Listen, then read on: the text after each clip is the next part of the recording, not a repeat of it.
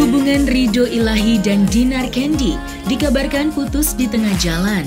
Padahal sebelumnya keduanya acap kali memperlihatkan kemesraannya di media sosial. Lalu, permasalahan apa yang membuat hubungan keduanya kandas?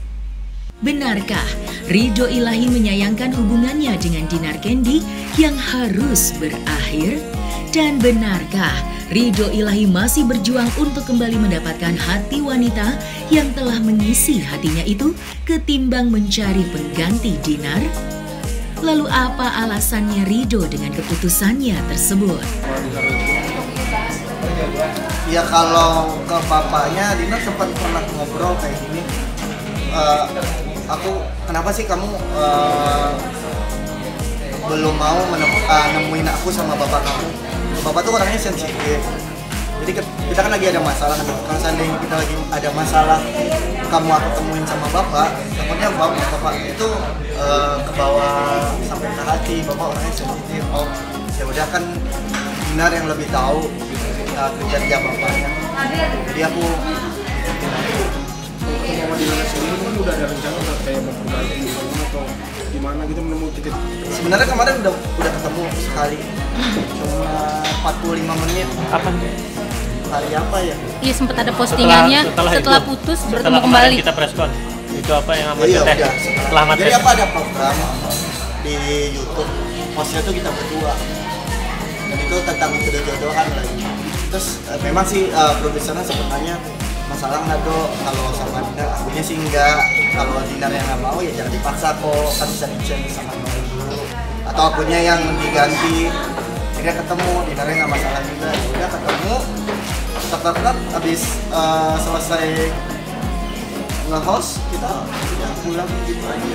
Aku yang kayak tadi dia bilang nggak mungkin lah buat balikan, aku nggak percaya. Aku tahu dia sayang sama aku.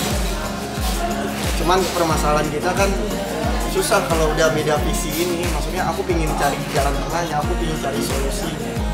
Karena apa ya, sempat berpikiran nih misalnya nih pahit-pahitnya aku nyerah. Terus aku mulai lagi dari awal, aku mengenali sosok perempuan itu lama lagi gitu. Jadi mendingan untuk sekarang aku memperbaiki yang udah. Iya, udah ada beberapa yang seharusnya kita berdua, terus akhirnya ada yang dia yang ngalah, ada yang ditunda dulu, ada yang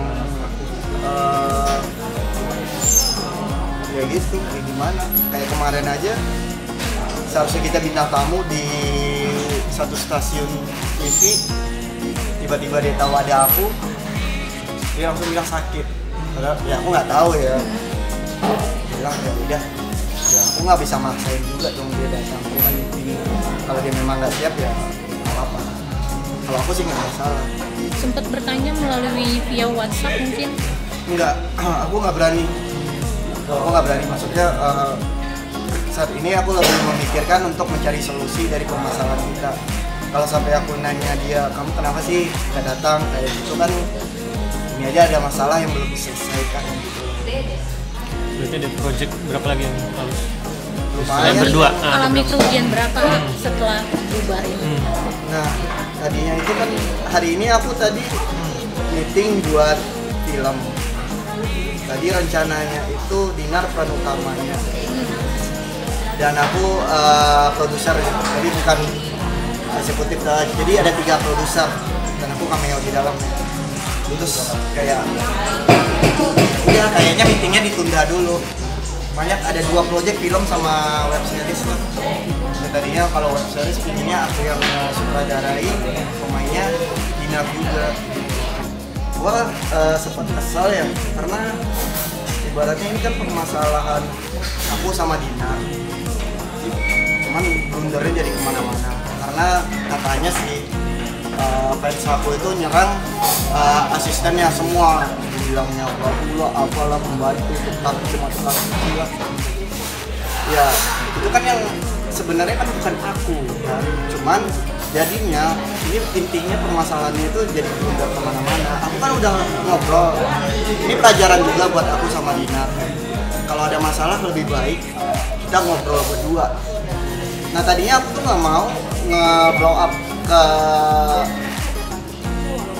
apa ya, ke konten lah atau media lah atau apalah, tapi tiba-tiba aku kaget aja, tiba-tiba dia muncul di salah satu konten kan.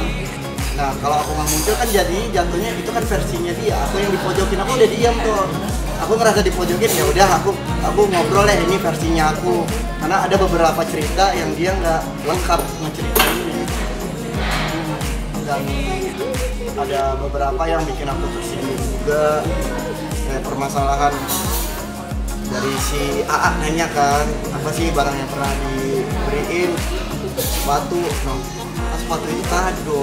Aku bingung jadinya, kok ya jangan terpancing lah menurut aku gitu. Usai putus dengan Dinar Candy, beredar kabar yang menyebutkan Ridho Ilahi belum move on dan tetap berjuang untuk memperbaiki hubungannya.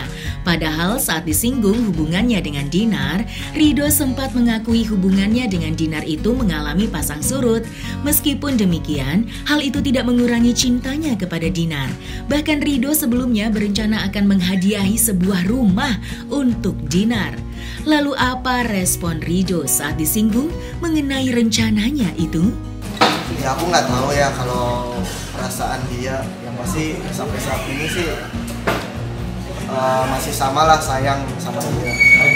Bahkan ketika aku merasa kayak wah permasalahan ini besar, balik lagi rasa sayangnya lebih besar dari permasalahan itu.